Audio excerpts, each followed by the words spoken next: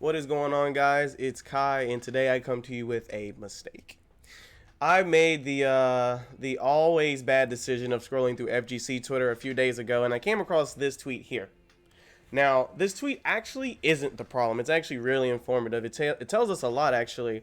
It's pretty much saying, hey, the game came out a month ago, and here's all the different characters, right, that got through Celestial. And to be honest, the spread's actually really, really good, right? Until you get to the bottom half. And the reason why it's not the best when you get to the bottom half is because you have to understand there's two factors at play here. One is character popularity, right? Is it, how cool is this character aesthetically, right? Do people like the design of it, right? What is this character's like perception in the community? How do people talk about this character? What is the history in the community with this character? That goes all into character popularity. And then, next to that, you have character strength, right? The perceived strength. How strong do people think this character is on release, right out the gate? And can it be developed further, right? And so, it becomes, everything pretty much makes sense until we get to like the bottom half. And I see my boy Faust down here at the bottom, along with some other characters. But let's just talk about Faust, right? There's no way, right? If we're factoring character popularity, right, and character strength, and this is all our first Guilty Gear, right? This is my first Guilty Gear. A lot of people's first Guilty Gear, right? If I go to the character select screen, and I see Soul, and I see Faust, which one is gonna catch my eye? The guy with the bag on his head is gonna catch his eye. I've been streaming this game, before it even came out, and people always ask me when Faust is on the screen, what's going on with Faust? You see Soul, you kind of know what the deal is. He's cool, tons of references, but Faust is a very, very popular character for a bunch of different reasons, even in previous games. So it makes no sense to me that he's at the bottom until I took a step back and I was like, hold up, wait a minute, we have a problem here. It's probably what's actually going on is that a lot of players are choosing, these characters from the top half because they think they're like stronger. Right, and of course everyone wants to win, but any Guilty Gear vet will tell you you're not gonna have a fun time learning Guilty Gear. Right, when we get into the thick of it, like the thick 6 months down the line, you're not gonna want to play a character you do not want to play. Right, and the way that rank towers work, right, for us just playing like on a casual level, just trying to compete and play the game in ranked tower. There's tower resets every month. That means you have to maintain a certain level of skill, and you're not gonna want to put the work in on a character you don't want to play.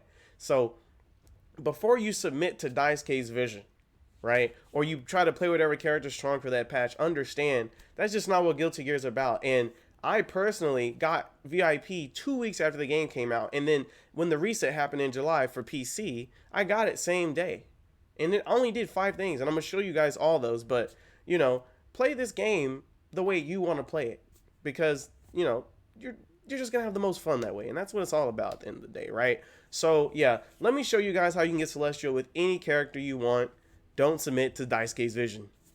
All right, so the first thing you want to do to get Celestial is find a character that you resonate with almost like on a spiritual level. Like, which one of these characters is calling out to you? And that there's a lot of different things that go into that, right? Like maybe you're one of those people who like the lore of a character. Like you want the character's place in the universe to make sense, and you want to express yourself through them, through their struggle, right? All these characters are all struggling. So if that's what's important to you, there's tons. I'll put some resources down in the description. I can give you all the Guilty Gear lore you're gonna need. Let's say that's not what you're into, right? What if you're like, I want a character that portrays or like plays this way, that has this kind of style to it, right? The last video I dropped last week goes into every single character, and their play styles and what kind of player kind of fits that style. I'll link that video as well. You need to find something you resonate with, because you're going to be going through it with this character. If you're still here and you're still playing this game, a month after release, you're ready to commit. So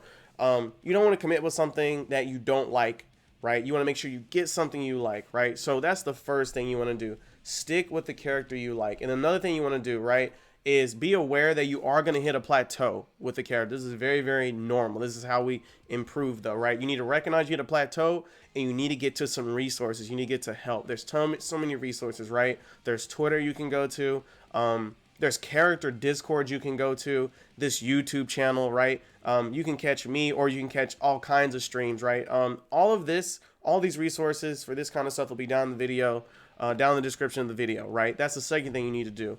understand when you stick to this character. You got to understand you're going to hit a plateau. It's fine. And then the last thing you got to understand, you got to understand this, is that switching will always result in a loss of gains. Always, always, always. Now, let me use myself as an example, right? I make content for this game, and from time to time, I'm like, damn, I'm playing Leo, but, I'm kind of nice. I can switch off Leo for a day. Let's just play Soul.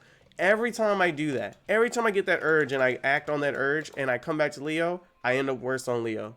And it feels really bad because I'll go watch Sonic Fox perform and they've pushed this character further. People are pushing this character further. And I'm like, hot damn, I could have came up with something brand new, something ingenious if I had just stuck with it. Okay?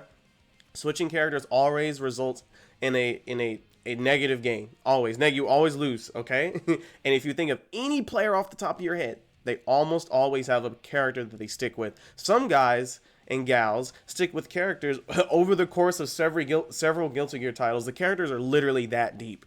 You can keep going. When you hit a plateau, it's not the character. It's almost always you. I haven't seen any player that's worth their salt stop playing their character, continue to play their character, and then was like, okay, I figured out everything. Right? That's just not how this game is going to work. These characters are ridiculous. This system is ridiculous. Don't do it. Stick with your character. Now, let's actually get into the game for tip number 2. Alright, so now that we're in game and we have our main, the question is, what do we do now in order to get Celestial? So the second most important thing you can do on your particular main is, once you get your B&B combos down, is learn how to convert and just increase your damage overall. And there's 3 ways to do that. The first thing you're going to want to do, I know for a fact most people don't have down, because I was just playing today and a lot of people don't have down. They don't have their air-to-air conversion. This is like one of the primary things you can do to really up your damage. And what I mean is, normally when let's say we set Soul here to just come at us like this, right? People jump at you a lot in this game for a bunch of different reasons. Typically we do this, or I play Leo, I may do this, right? And that's not a lot of damage. It's not really discouraging. But if instead we do something like this, right? Something like this. Right? Now we're doing 120 and we're pushing to the corner. And so this is going to establish respect. Like, the person's going to be like, oh, fuck, this person's actually got their damage down. It's going to increase your damage overall. And you're just going to be in a lot more favorable positions. Obviously, like someone like Leo, that puts him in a really good spot to either go into stance or get a hard knockdown, right? That's what his air-to-air conversions go down. You need to basically get your air-to-air conversions down. And another way you can increase your damage is get your counter hits down. Now, I already got 5 must-know combos for every single character. That'll be down in the description. But I don't cover every single counter hit that exists in the game. Typically, we'll cover our 6H command normals and our 2H command normals. But there's a lot of different situations that exist in this game. A lot of characters have built-in frame traps. And basically, if you want to increase your damage almost twofold, is you need to have a particular planned response for certain counter hits. So obviously most people got their 6H and they got their 2H, but do you have this? Do you know what to do off of your sweep? Right? Do you know what to do? What's another one that's super important? Do you know what to do off of counter hit jump ins? This is another one. Obviously it's not the big word one, but it's very important. Right? Just having all your counter hits ready to go. You know exactly what you want to do. You got it. Right? And there's a bunch of different spots where these things happen. I'm trying to think of one more spot where this would happen.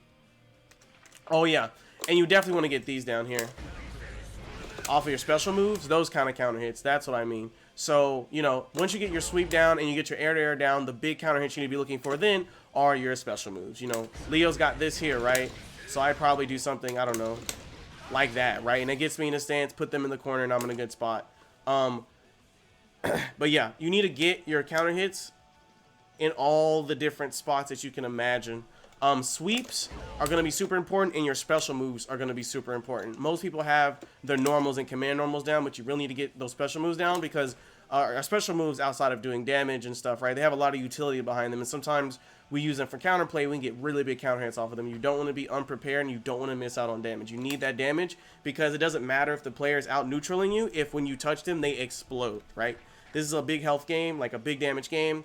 People get hit twice, they lose. So the third thing, and probably one of the most important things you can do, it is kind of rough to do, what you can do then to increase your damage again is learn your safe jump setups. If you don't know what a safe jump is, it's basically something you can do either off a hard knockdown or a particular like knockdown hit that basically secures your safety and you get to continue your turns. Let's say I sweep soul here, right? Oh, let's turn off counter hit real quick. You can do it off counter hits too, but so let's say I sweep soul here, right? And he's gonna DP. I don't know why he's not DPing. Oh, that's why he's not DPing. Right? So you see how I'm safe? I jumped and I'm safe from the DP, right? This is going to happen every single time if I do this maneuver like that, off that particular knockdown, right? Let's say he decides to get up and press a button too, right? So what I can do is I'm coming down. Oh, I didn't set him to do the thing. There we go. What I can do then, wait, is completely crush or counter hit the throw, right? So now Soul can't get up and press his fastest button, which for everybody is throw, and he can't DP, right? Because if he DPs, I'm just gonna sit there in his face and laugh at him because I'm about to hurt his feelings, you know? Like this is gonna happen, right? And so now when you knock your opponents down, they can't rely on their reversals or their strike invincible moves to get away with stuff. They basically only get to do their overdrives, which is a very risky maneuver for them, and it's very hard to do, right? You got a 3-frame window. But yeah, that's the second tip. Get your conversions down, namely your air-to-air, your sweeps, and your counter hits off your special moves, and a little, you know, some you know, every character's got different things, but just try and get all your special moves, your air-to-air, and your sweep. And if your character, most characters have a safe jump set up off certain knockdowns. Leo's here is pretty simple. There's one for at least every character, I'm sure. You need to learn that. Of course, you can go to Twitter, just search up the particular hashtag for your character, and you are good to go. But yeah, increase that damage, and you don't have to be even better than your opponent. They just die, right? You just got to hit them twice. So now that our overall damage has increased, people are reasonably going to be trying to get out of our pressure, right? Either they're going to try to burst or they're going to YRC. And so our third tip here is going to be baiting defensive resources. So if you didn't already know, you can go up to the training mode and you can go to auto YOLO, Roman cancel, and auto blue psych burst here, right? And there's a bunch of spots, depending on your character, where people are going to try and YRC, right, pretty safely. So for example, right, we all know when I play Leo, or when anyone plays Leo, if Leo gets in the stance, that's his win condition, right? So once people see the stance, they're going to try to get out by any means necessary, and they're not going to try and use their burst unless they absolutely have to, right? Because YRC is really, really good if their opponent gets hit by it like this, right? Because this means Soul is plus 10, right? So you go into training mode, you set the bot, you know, depending on your win condition, right? Let's say you're Leo, though, right? And I'm like, okay, wait. And I know he's going to YRC, and I'm like, oh, I'm like, if I stance cancel and block, I can actually hard punish him for this now, right? But you get the idea. So, just situations like that, right? Everyone has like a particular thing they do. Like if you're Eno and the notes, like you do the note, people are gonna YRC you, right? You need to practice. Hey, how do I get around that YRC, right? So let's let's move on to burst here, right? So one thing for sure you need to get down is this here.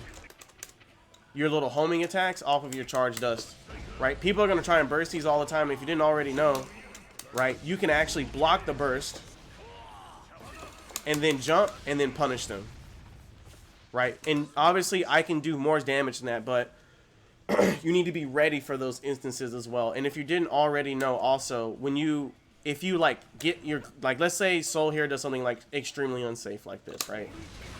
And that, well, what the fuck? He does something extremely unsafe like that, right? And I respond with close slash. Because our close slash and our kicks are both jump cancelable, we can actually bait burst. We can just hurry up and block in time. Same thing with close slash, right? And so what you need to do is just like teach yourself, run through some situations, right? Like this, super, you know, your punishes. When you're practicing your punishes, don't just practice your combos. Practice when your opponent's going to use a resource to get out of it. In this case, it's burst.